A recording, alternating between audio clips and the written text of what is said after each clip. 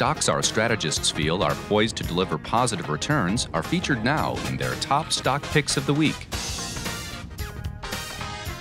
There's a couple of interesting investing choices to round out the month of April here that our folks are going to present to you. Our strategists, Nina Mishra and Shiraz Mian, going to favor us with their top pick for this final part of April here. Nina, we're going to start with you.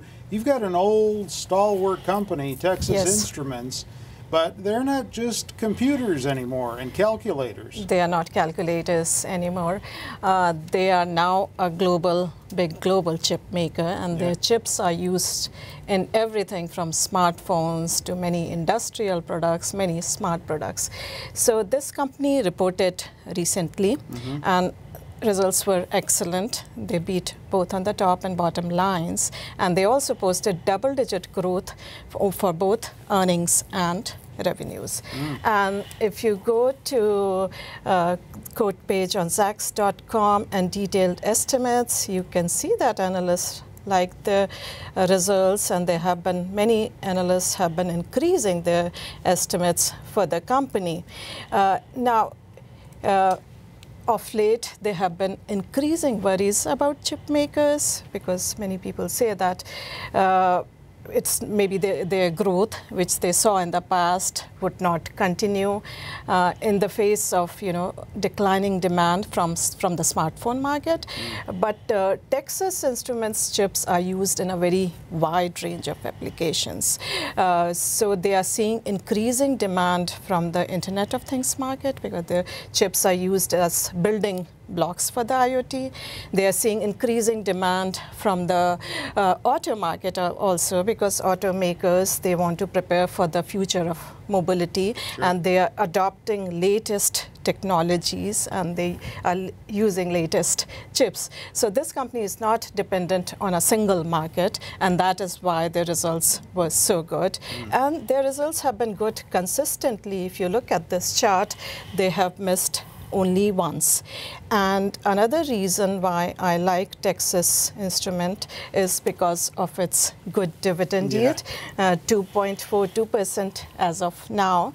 And they have been returning a lot of cash to shareholders in the form of dividends and share buybacks, and increasing dividends consistently for the last 14 years.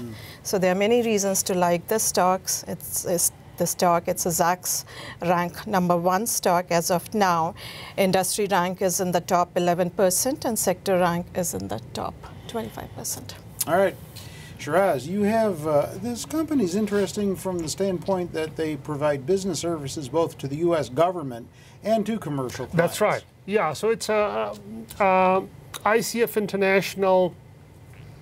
Started out in the early 70s, and ICF, for those wondering, stands for Inner City Fund. So it was a consulting project for a bunch of ex-government types, and they had a bunch of projects with the government. Earlier on, it was primarily government. Over the last 10 or so years, when there were more budget constraints on the government side, they diversified more on the commercial business side. So now it's about half and half. Sure.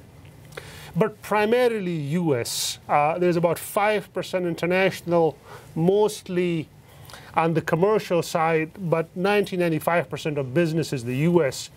The reason I like it, that many folks have strong opinions about government spending, whether they like it or not, because of their own political persuasions. But for us here, we want to pick stocks that have exposure to those trends.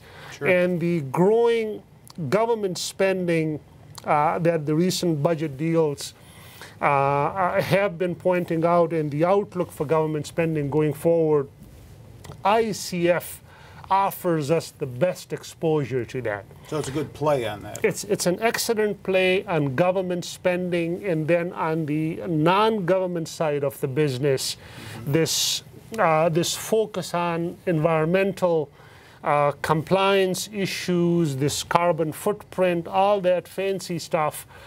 That's the bulk of the business where ICF comes in. It's a small company, about $1 billion, $1.5 billion in market cap, about that amount in revenues too. Zacks rank #1 right now. Estimates have been going up. Not a super strong growth player as you would have in other areas, but very consistent and very stable.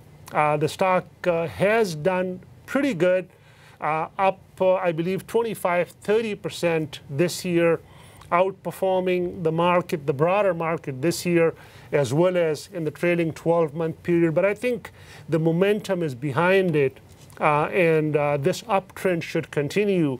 Despite its relatively modest size, it has an excellent balance sheet, bought back some shares, started a small dividend as well, and the outlook for cash flows for this year and next looks pretty compelling.